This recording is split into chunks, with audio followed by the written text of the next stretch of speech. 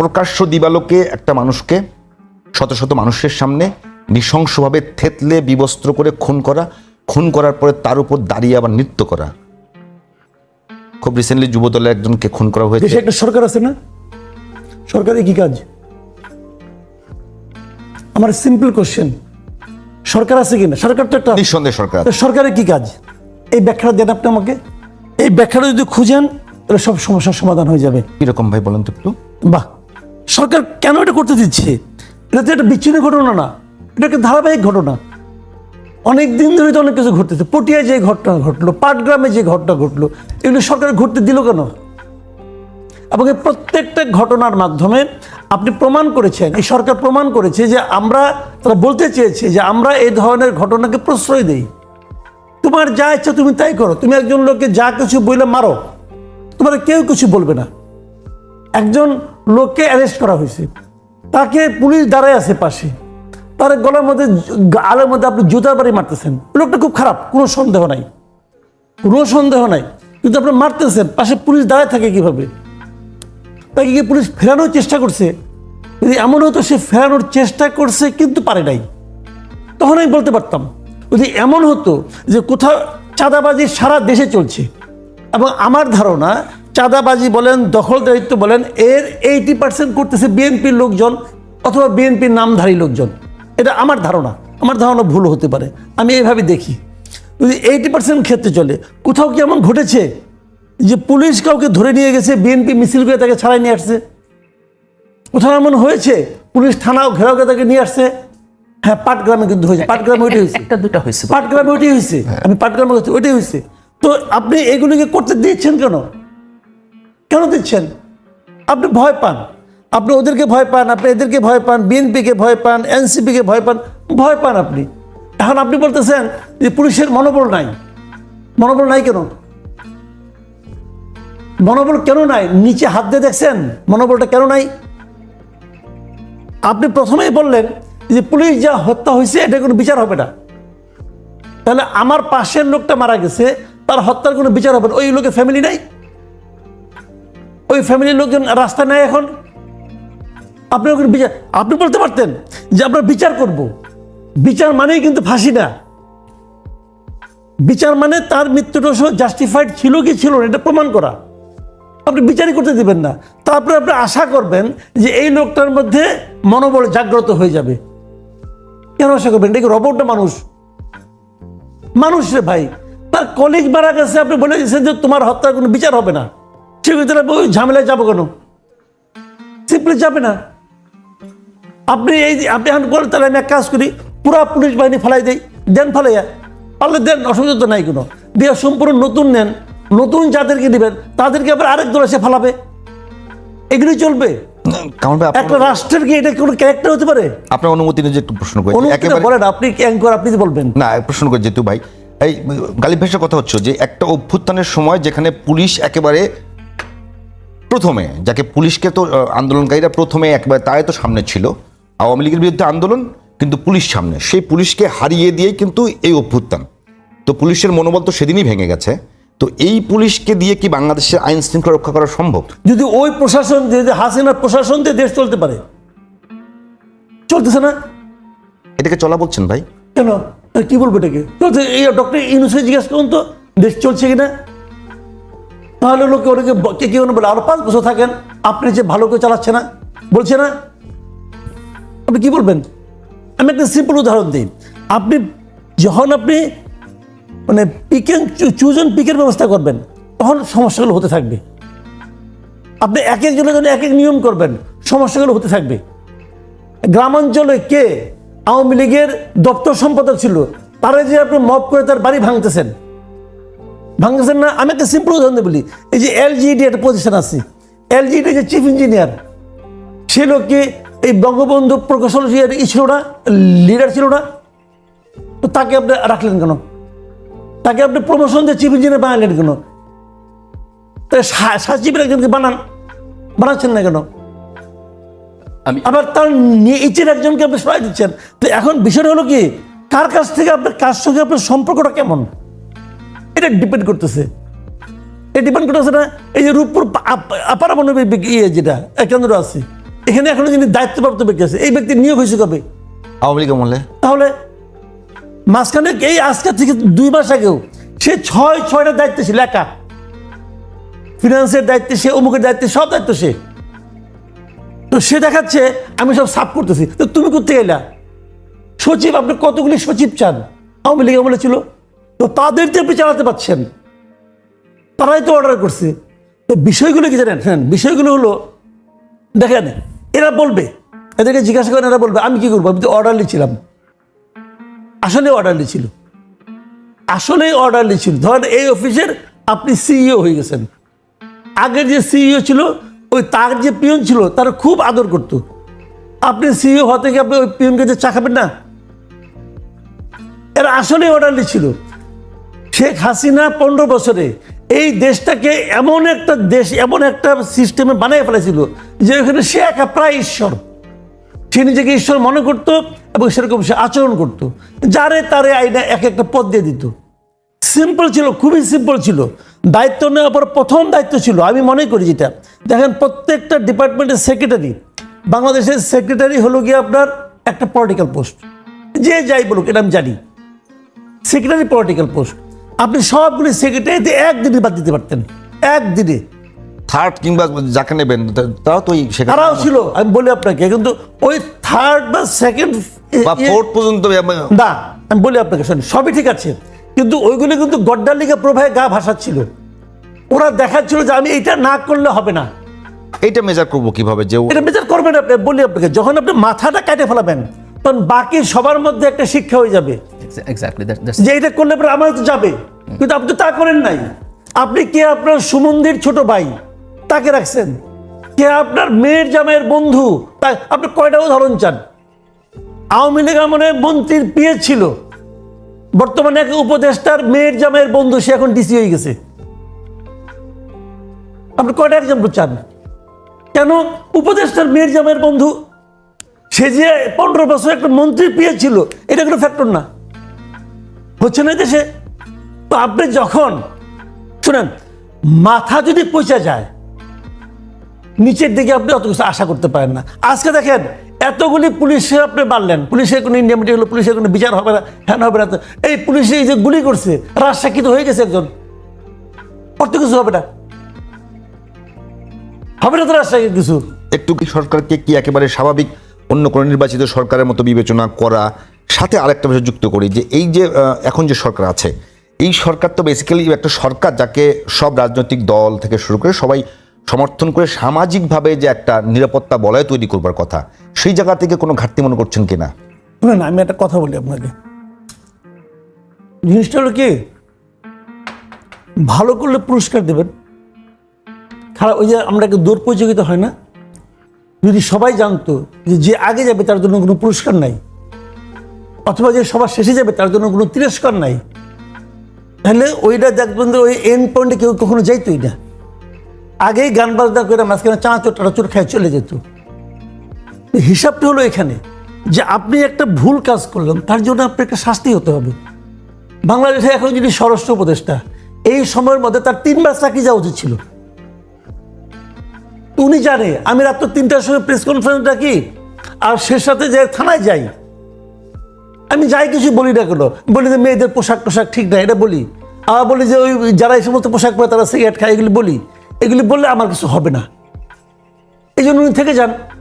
কারণ উনি যখন কিছু হয় না, তখন ওনার যে পুরা চেইনের মাথা থেকে শেষ পর্যন্ত সবাই জানে কিছু হবে না, কারণ আমি এই মন্ত্রীর সঙ্গে আছি। মন্ত্রীরও কিছু হয় না, আমারও কিছু হয় না। ন্যায় নীতির কথা বলি, বলে নি আমি করি কি, বলে নি আমি আমার যত মামলা আছে সব আমি নির্বাহী আদেশে উঠাই নিই। আমি বলি যে আমি একটা বিচার বিভাগে একটা স্বাধীনতা কায়েম করেছি, বিচারের শাসন কায়েম করবো আমরা এখানে, হবে না। কারণ আপনি প্রমাণ করে দিচ্ছেন যে আপনি অতি সাধারণ, আপনি যে কোনো মানুষ, আপনি যে কোনো বাঙালি, প্রমাণ করে দিয়েছেন আপনি। তো আপনি কিভাবে চালাবেন না ভাই? আপনি কিভাবে চালাবেন? একটা উদাহরণ দেখেন, আপনি কতগুলো কথা বলি, এগুলো শুনলে মানুষ বলবে যে ভাই একটা পক্ষ নেই। এই যে ইশরাকের মতো একটা লোকে, ইশরাককে আপনি শপথ করে দিলেন না, কেন দিলেন না? হাইকোর্টের আদেশ ছিল না, হাইকোর্ট দিলেন না। আবার উত্তরে যে একজন লোকে বানাইলেন, যে লোকের বিরুদ্ধে হিজবুত তাহরির হওয়ার আছে, অভিযোগ আছে, প্রমাণও আছে। তাকে বানাইলেন, কেন বানাইলেন? লজিকটা দেন। এখন যখন আপনি কোনো লজিক না দিতে পারবেন, তখন তো আমি বলবো মাল খেয়ে করছেন, তখন তো আমি বলবো, এটা লোকজন বলবে। এই যে পাবলিক পারসেপশন, দিস ইজ ভয়ঙ্কর। মাসুদ ভাই আপনার উনি কি কাছে করলেন? এজাজ সাহেব কি করলেন? গাবতলী হাটটা পর্যন্ত ইজারা দিলেন না। কুরবানি ঈদ হয়ে গেল। আমি যদি তুলনা করতে, জাস্ট করে তুলনা করেন, গত বছর গাবতলী হাট থেকে কুরবানির সময় কত টাকা ইনকাম হয়েছিল আর এইবার ঈদের সময় কত টাকা ইনকাম হয়েছে, দেখেন অর্ধেক হয় কিনা, খবর নিয়ে দেখেন টাকা গেল কই। প্রশ্নগুলি করবে কে? এখন কথা হলো কি, আপনি বসে, আপনাকে বানানো হয়েছে উপদেষ্টা, আপনার দিকে আমি তাকে আছি মুগ্ধ নয়নে, একটা করে ঘটনা ঘটান আর আমি বোঝার চেষ্টা করি আপনি আসলে কে। একসময় দেখি যে আপনার নৈতিক অবস্থাটা আমার চেয়েও খারাপ, তা আমি আপনাকে মানবো কেন ভাই? কেন মানবো? ভাই ভাতিজা সবকে না চাকরি দিচ্ছেন, আর দেশকে আপনি উদ্ধার করবেন। কোন দেশকে? যে দেশ সবচেয়ে খারাপ অবস্থায় ফেলে রেখে গেছে একজন লোক। তার মানে এখন নর্মালের চেয়েও যোগ্যতর একজন লোক দরকার, একাধিক লোক দরকার, একটা গ্রুপ দরকার। আর আমরা পাইছি কি? একেবারে সাধারণ না, এরা জানেই না কিছু। ফেসের মধ্যে আপনাদের এক্সপেকটেশন কি একটু বেশি না? শুনেন, গরিব মানুষের প্রত্যাশা সবসময় থাকবে বেশি। গরিব তো সে, আপনাদের খাওয়ার প্রবলেম মিটাবেন না থাকার প্রবলেম নিয়ে আলোচনা করবে? থাকার প্রবলেম মিটাবেন, সে বলবো আমার কাঁথা নেই, শীতের মধ্যে ঠান্ডা লাগে। গরিবের প্রত্যাশা সবসময় বেশি। আমরা তো গরিব মানুষ, এবং আমাদের এই গরিবকে হাসিনা 15 বছরে আরো ধ্বংস করে দিয়ে গেছে। তো তখন তো আমাদের প্রত্যাশা বাড়বেই। প্রত্যাশা মানুষ যেটা করতেছে এটা স্বাভাবিক। দ্রব্যমূল্য কথা বলা হচ্ছে 80 টাকা কেজি চাল রে ভাই, 80 টাকা কেজি। ভাই আমি তো বাজার করে খাই, আমি নিয়মিত কারণ বাজারে যাই। 80 টাকা কেজি খাবার চালা, মানে আপনি 70 টাকার কমে কোনো চাল নাই বাজারে। ভালো অবস্থা, বললে হবে না। এখন হলো কি, যদি এই গভর্নমেন্ট না আসতো, আমি কথা বলি, ধরেন এই গভর্নমেন্ট আসতো না, এখনো হাসিনা থাকতো ধরা যাক, তাহলে হয়তো এটা 100 টাকা হইতো। আমি কিন্তু হাসিনার সঙ্গে তুলনাই করবো না, এখানে। আমি এটা দেখছি বাংলাদেশে, এটা একটা প্র্যাকটিস যে আমাকে যখন কিছু বলা হয় আমি আরেকজনের কথা, আগে সরকার কথা বলি, আরেকটা অন্যায় দিয়া, আরেকটা ব্যর্থতা দিয়া আমার ব্যর্থতাকে জাস্টিফাই করা যায় না। আমার কাজটা হলো কি, আমি কি আমার কাজটা ঠিক মতো করতে পারছি কিনা, দ্যাট ইজ দ্য পয়েন্ট। আমি আপনাকে প্রশ্ন করবো, আপনি এমন করছেন কোন? আপনি বলবেন যে আমার আগে যে আইন করছিল সে তো আরো খারাপ করছে, তো হয়ে গেল। এটা কোনো সমাধান না। প্রবলেমটা হলো যে এরা কি করতেছে, এদের কাছে আমাদের কি, এরা কি, এই প্রশ্নগুলো হয়তো হতোই না যদি আমরা যোগ্য লোকটাকে আনতাম। দেখেন এই আন্দোলনের সময়, আন্দোলনের পুরো সব কেবল না, হাসিনার 15 বছর আমি এই দেশে বাস করছি, জীবনের রিস্ক দিয়ে আমি হাসিনার বিরুদ্ধে কথা বলছি। আমি বলছি, আমার বলছি যেটা আমার কিন্তু মুখের কথা না, অনলাইনে যান সব পাবেন, রেকর্ডেড সব। আমি তো বলেছি, আমি কি কারণে বলেছি? আমি কি নূরজাহান বেগমকে স্বাস্থ্য উপদেষ্টা পাওয়ার জন্য বলেছি? কে নূরজাহান বেগম? তার কেউ চিনে? দেশের সবচেয়ে সিরিয়াস ম্যাটার কি? স্বাস্থ্য শিক্ষা। আপনি যদি আন্দোলন চলাকালে যে হাসপাতালকে বলতেন যে তোমরা বাবারা ভালো মতো আন্দোলন করো, তোমরা যদি আন্দোলনে বিজয়ী হও তাহলে নূরজাহান বেগমকে আমরা স্বাস্থ্য উপদেষ্টা বানাবো, যদি বলতেন, চর খাইতেন চর। ডক্টর ইউনূস তার এনে বানাইছে স্বাস্থ্য উপদেষ্টা। সে দেখতেছে সে কিছু করতে পারতেছে না, তাই চেঞ্জ করে না কেন? তাই চেঞ্জ না করা মানে ডক্টর ইউনূস ওনাকে যোগ্য লোক হিসেবে এখানে বসায় নাই, ওনার পছন্দের লোক হিসেবে বসাইছে। তো ওনার ব্যক্তিগত পছন্দ অপছন্দ আপনি দেশ চালাবেন? এটা হয়? উনি একজন আধুনিক মানুষ, ওনার যেটা বোঝা উচিত ছিল। উনি স্বাস্থ্য খাতে সেই লোকটাকে আনবেন যে নাকি এই খাতটা বুঝে, বেস্ট লোকটাকে উনি আনবেন। কারণ উনি একটা ভেঙে পড়া স্বাস্থ্যনীতির মধ্যে, স্বাস্থ্য ব্যবস্থার মধ্যে আসছেন, করতে হবে। তো উনি তো এটাকে সিরিয়াসলি নেন নাই। উনি এখানে ওনার পার্সোনাল এজেন্ডা বাস্তবায়নের জন্য আসছেন, এবং আইসা নিয়ে প্রথম কাজ যেগুলি করছেন, নিজের কাজগুলি উনি করে নিয়েছেন। উনি এখনো মনে করেন উনি দেশের হর্তাকর্তা হয়েছেন, কিন্তু উনি এখনো নিজেকে মনে করেন উনি গ্রামীণের হর্তাকর্তা আছেন। ওনার অ্যাটিটিউড সেটাই প্রমাণ করে। এবং আমি বলি, দেশটাকে কোথায় নিয়ে গেছেন আপনারা? সিম্পলি একটা কথা বলি আমি খালি, এই যে আপনার ট্রাম্পের যে আপনার পাল্টা শুল্ক যেটা আছে, শুল্ক কত পার্সেন্ট ভালো না বললো এটা কিন্তু অত ইম্পর্টেন্ট না। ইম্পর্টেন্টটা কোথায় জানেন? আমার 35%, আর ভিয়েতনামে 20%। আমি অন্যগুলি বাদই দিয়েছি আমি, কারণ এই পোশাক শিল্পের জন্য আমার প্রতিদ্বন্দ্বী হলো ভিয়েতনাম। ভিয়েতনামের 20%, আমার 35%। আমার কিছু আর থাকবে রে ভাই এই দেশে? পোশাক শিল্প থাকবে না? থাকলে পরে এই পোশাক ফ্যাক্টরি ইন্ডাস্ট্রিগুলো বন্ধ হবে, এই লোকগুলি রাস্তায় নামবে। কত হাজার লোক, কত লক্ষ লোক আপনি হিসাব করছেন? উনি কি করছেন? পাঠাইছেন আলোচনার জন্য কারে? জাতীয় নিরাপত্তা উপদেষ্টা। জাতীয় নিরাপত্তা উপদেষ্টার ওখানে কাউন্টার পার্ট কে? ওখানে যে ওখানকার জাতীয় নিরাপত্তা উপদেষ্টা আসবে, সে কি তার সঙ্গে পোশাক নিয়ে আলাপ করবে?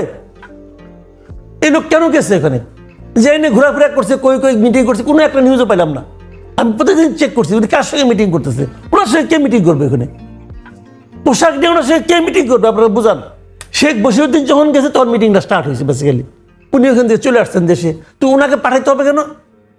পৃথিবীর কোন দেশে শুল্ক নিয়ে আলোচনার জন্য জাতীয় নিরাপত্তা উপদেষ্টাকে পাঠানো হয়? কোন দেশে? তো ভাই এইগুলো হলো কি, এই সমস্ত প্রশ্ন কেউ করে না, অথবা করলেও কোনো জবাব পায় না বলে করে না। ডক্টর ইউনূস একটা কথা বলছিলেন দায়িত্ব নেওয়ার পরে, যে আপনারা আমার প্রাণ ভরে সমালোচনা করেন। তখন বুঝি নাই, এখন বুঝি। উনি এই জন্য বলছেন যে আপনারা আপনার প্রাণ ভরে সমালোচনা করেন, আমি কিছুই শুনবো না। তো না শুনলে সমালোচনা প্রাণ ভরে করলেন নাকি প্রাণ একটু খালি রেখে করলেন, ওটা তোমার জানার কোনো দরকার নাই। একেবারেই জুলাই অভ্যুত্থানের পরে যে সপ্ত পক্ষ শক্তি এখন পর্যন্ত জুলাই অভ্যুত্থান নিয়ে যারা এর বিরুদ্ধাচরণ করে, জুলাই সন্ত্রাসী বলে, তারা তো মাঠে নাই। তো পক্ষ শক্তির মধ্যে বিভিন্ন ধরনের দ্বিমত হবে, বিতর্ক হবে, খুবই স্বাভাবিক, কিন্তু সেটির ভাষাটাগুলো অনেক বেশি নিম্নমানের হয়ে যাচ্ছে। এটা গালিব সাহেব যদি বলেন আমি তার সঙ্গে একমত।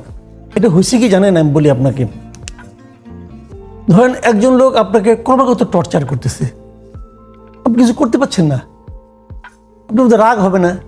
রাখতে হবে, রাগটাও প্রকাশ করতে দিচ্ছে না। তখন কি করবেন? দরজা জানলা বন্ধ করে ঘরের মধ্যে চিল্লাবেন। এখন তখন বলবেন যে আমি 2 মিনিট চান্স পাইছি, 2 মিনিটের মধ্যে আমি সমস্ত রাগটা কেমনে প্রকাশ করবো? ভেন্টিলেশন। তখন আপনি অশ্লীল বাক্য প্রয়োগ করবেন। এটা কিন্তু হয়েছে, এবং এই প্র্যাকটিসটা কিন্তু ছিল। আমাদের যে আন্দোলনটা ছিল জুলাই আন্দোলন, সেখানেও এই ধরনের প্র্যাকটিস কিন্তু ছিল। যে সমস্ত প্ল্যাকার্ড করা করে আনছিল, মেয়েরাও দেখছে অনেক গ্রুপ, মানে এই ধরনের অশ্লীলতা ছিল। এবং এই অশ্লীলতা শোন, অশ্লীল শব্দগুলো এগুলো আসছে, এগুলো কোথেকে আসছে রে ভাই? এই সোসাইটি থেকে তো আসছে না, তো আর আজগুবি আসে নাই, সোসাইটি থেকে আসছে। তো আমাদের সমাজে এগুলি চলছে ক্রমাগত। আপনি আমাকে বলেন ভাই, একটা দেশের টাকা চুরি করে নিয়ে বিদেশ চলে যাচ্ছে, আমার সম্পদ বিদেশে পাচার করতেছে, রাষ্ট্র ক্ষমতায় যিনি যাকে দায়িত্ব দিয়েছে এই সম্পদগুলি পাহারা দেওয়ার জন্য, সে দেখে কিছু কয় না, ওকে নিয়ে যাও, আমার বোন এখানে আসো আর কিছু দিও। এই তো হয়েছে জিনিসটা রে ভাই। এটা কি অশ্লীলতা না? নিঃসন্দেহে এটা তো অশ্লীলতা। পৃথিবীর কোনো দেশ এরকম করবে? মানে এই ভদ্রমহিলাই বলি, এই ভদ্রমহিলা আসলে বেসিক্যালি বাঙালি জাতিকে ঘৃণা করত। উনি মনে করতেন এই জাতি তার বাবা ফ্যামিলিকে মারছে, অতএব এই ফ্যামিলি, এই জাতির প্রতি তার কোনো রকম ফিলিংস কাজ করতো না। এটা শুনে আওয়ামী লীগে অনেকে দুঃখ পাইতে পারে, বাট দিস রিয়েলিটি। যে কারণে ওনাদের ফ্যামিলির কেউ এই দেশের নাগরিক না, উনি ছাড়া আর কেউ না। দেখেন আপনি ওনার পোলা মাইয়া, উনি তো বলতো ওনার ফ্যামিলি হলো ওনার আর ওনার বোনের ফ্যামিলি, ওনার বোনের বাচ্চা কাছে কেউ এই দেশের নাগরিক না। এই দেশ যদি বঙ্গোপসাগরে গেলে ডুবে যায়, ওনার কিচ্ছু যায় আসে না। এইটা ছিল ওনার লুটপাটের জায়গা। এখন মাথা করছে এই কাম, তার ইমিডিয়েট নিচেগুলি কি করছে, তারাও আজান দিয়ে এই কামই করছে, যে এই দেশটাকে আমি লুটপাট করব, করে যে ওল্ড এজে আমি যে ওখানে বসে থাকবো, ওখানে বসে বসে আমি জ্ঞানের কথা করবো। সবাই তাই করছে। এবং যে কেউ ওরা যে পলাইছে কেন, যারা পলাইতে পারে না তাদেরকে ধরে ধরে কি আমরা কি কল্লা কাটে ফেলাইছি? পলাই নেই তো, তারা জেলে আছে, রাজনীতি করে জেলে যাবে না কেন? জেলে তো যাইতেই পারে, কোনো সমস্যা ছিল না। কিন্তু তো পলাইছে কেন? পলাইছে নেই কেউ নেই, যা কামাই করছে এটা ভোগ করবো না, এই ভোগ করার জন্য পলাইছে কিন্তু ভাই, আর কিছু না। বিদেশে, হ্যাঁ, তার তো সব বিদেশে ভোগ করবে না, সে ভোগ করার জন্য গেছে ওখানে। তো এই যে মানে আমি বলি এই সরকারের, আমি যদি সাফল্যের কথা বলি, সবচেয়ে বড় সাফল্য হলো আমার সম্পদ এখন বিদেশে ওই হারে আর পাচার হচ্ছে না। কিছু কিছু হচ্ছে এর মধ্যে, ওগুলো হবে, ওরা অতটুকু এপিল ফারিজে হবেই এরকম ব্যাপারটা, কিন্তু টাকাটা পাচার হচ্ছে না। এটা হলো সবচেয়ে বড় সাফল্য এই সরকারের। কারণ এস আলম আর পাত্তা পাচ্ছে না, এস আলম বলেন, সামিট গ্রুপ বলেন, তারা আর পাত্তা পাচ্ছে না। তো এখন ওই জায়গাটা ভালো আছি, কিন্তু তার মানে এই না আপনি একটা কাজ করতে পারছেন না, বললে আপনি বলবেন যে 15 বছরে কি ছিল। আরে 15 বছরকে পছন্দ করি নাই বলে তো ওদের ভাগাইছি, ওদের তাড়াইছি। তো তুমি কি সে তোমাকে তাড়াই, তুমি এটা চাও? তুমি তো এটা চাও না। বড় সমস্যাটা হলো ওই জায়গাটাতে, যে কথাটা গালিব সাহেব বললেন যে এদের তো কোনো জবাবদিহিতা নাই, এদের তো পাবলিককে ফেস করার কোনো নাই, মানে শর্ত নাই। আমি সবসময় বলি কেন পলিটিক্যাল, মানে সবচেয়ে খারাপ পলিটিক্যাল গভর্নমেন্টও ভালো। হাসিনা কিন্তু পলিটিক্যাল গভর্নমেন্ট ছিল না, হাসিনা ছিল দুর্বৃত্ত সরকার। দুর্বৃত্ত সরকার কি কাজে ওটা কিন্তু আবার পলিটিক্যালের মধ্যে মিলেন না। কাজে সবচেয়ে বড় যদি নির্বাচন ব্যবস্থাটা আপনি ঠিক করতে পারেন, যদি বিচার ব্যবস্থাটাকে আপনি ঠিক করতে পারেন, আমি এই দুইটাকে বেসিক মনে করি, নির্বাচন ব্যবস্থা এবং বিচার ব্যবস্থা। নির্বাচন ব্যবস্থাটা কি সরকারের বিচার করে সে, আপনি পারলেন না, আপনাকে আগামীবারে ভোট দেবো না, আমার এই সুযোগটা আপনি দেন। এইটাকে শেখ হাসিনা বুঝছিল, বুঝে এইটাই প্রথম বসে নষ্ট করছে। তো ওইটা যদি আপনি ঠিক করতে পারেন, কিন্তু আমাদের এই সরকারের তো সেই নির্বাচনে যাওয়ার কোনো বাধ্যবাধকতা নাই। কাজেই এখানে কি হওয়া উচিত ছিল আমি বলি, শীর্ষ ব্যক্তি যিনি থাকবেন উনি থাকবেন সতর্ক, দুই একজন কিছুটা এগুলি এক্সাম্পল ক্রিয়েট করতে হয়। যখন একজনের যখন বিচার হয় না, তখন কিন্তু কেবল সেই লোকটাকে শাস্তি দেওয়ার জন্য বিচার হয় না, আরো যেন কেউ এরকম না করে সেই জন্য বিচারটা হয়।